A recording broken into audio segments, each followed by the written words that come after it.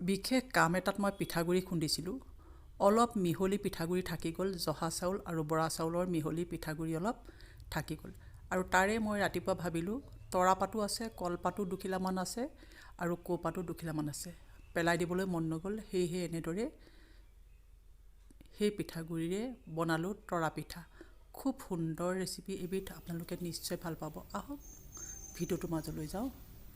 এয়া মই তৰাপাত এনেদৰে সৰু সৰুকৈ কাটি ধুই লৈছোঁ। এইখিলা কৌপাত, যদি তৰাপাত নাথাকে কৌপাত ব্যৱহাৰ কৰিব। এনেকৈ সৰু সৰুকৈ মই অকল দেখিবলৈ ধুনীয়া হোৱাৰ কাৰণে কাটি লৈছোঁ।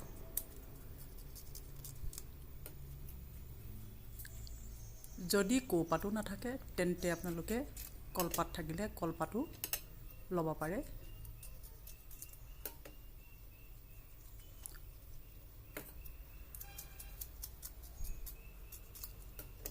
আচলতে মই কলপাতৰ বা কৌপাতৰ আকাৰবোৰ নিজেই দি লৈছোঁ। এইখিনি হৈছে বৰা আৰু জহা চাউলৰ মিহলি পিঠাগুড়ি, আৰু এয়া হৈছে নাৰিকল গুড়ি, যিখিনি মই মিক্সিত খুন্দি লৈছিলোঁ, ফ্ৰেছ নাৰিকল। আৰু এয়া হৈছে গুড়, আৰু দুইখিনি একেলগতে ভাজি ল'লে বেছি এটা সোৱাদ আহে। কিন্তু আজি মই একেবাৰে সহজতে বনাইছোঁ আৰু কম সময়ত পুৱা যেতিয়া আহাৰ হিচাপে খাইছিলোঁ। একেবাৰে সহজ। এয়া দেখিছে, পানীৰে অলপ সানি ল'লোঁ। যিহেতু পানী খোৱা পিঠা সেইকাৰণে বেছি পানীও দৰকাৰ নাই, একেবাৰে কম পানী লাগিল। আৰু বৰাৰ কাৰণে অলপ লেকটীয়া আঠা ভাৱ এটা আছে। কিন্তু যদি আপোনালোকে অকল জহা চাউলৰ বনায়, প্ৰকৃততে জহা বা শালি চাউলৰহে তৰা পিঠাটো বনোৱা হয়। মোৰ যিহেতু মিহলি পিঠা আছিল, তথাপিতো মই এনেদৰে গৰমে গৰমে বনাই খালোঁ। এনেদৰে ভাজ দি যাব। ভাজকেইটা মন কৰি যাব মই কেনেদৰে দিছোঁ, একেবাৰে সহজ। সৰু বাচ্চা ল'ৰা এটাও এই পিঠাটো বনাব পাৰিব, কিন্তু খাবলৈ খুব ধুনীয়া। আপোনালোকে গুড় ওলাই থকাটো চিন্তা নকৰিব। আচলতে গুড় ওলাই থাকিলে দেখিবলৈ খুব ধুনীয়াহে হয়।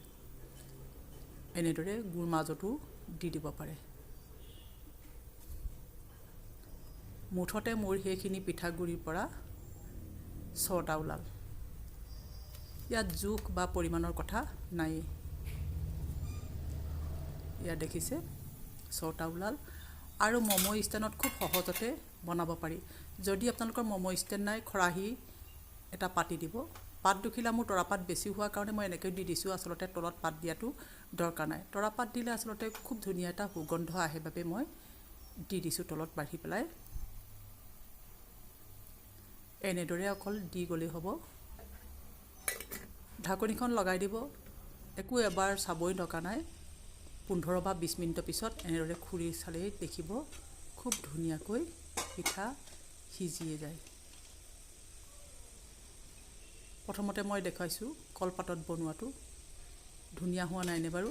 খুব ধুনীয়া হয়। আৰু এয়া তৰাপাতত বনোৱাটো নিশ্চয় আপোনালোকে মন কৰিছে, খাজ কাটি যায়, খুব ধুনীয়া হয়। আৰু এয়া হৈছে কৌপাতত বনোৱাটো। কৌপাতত বনোৱাটো দেখিবলৈ বেছি ধুনীয়া হয়, কিন্তু খাবলৈ বেছি ভাল লাগে তৰাপাতত বনোৱাটো। তৰাপাতৰ খুব ধুনীয়া এটা সুগন্ধ আহে। পৰিৱেশন আপুনি নিজেই কৰক। গৰম চাহৰ লগত, লাল চাহৰ লগত খায়, নতুবা গাখীৰ লগত খায়। আপোনালোকে ভিডিঅ'টো কেনে পালে মোক জনাবলৈ নাপাহৰিব। যদি ভাল পাইছে তেন্তে লাইক, কমেণ্ট আৰু শ্বেয়াৰ কৰিব।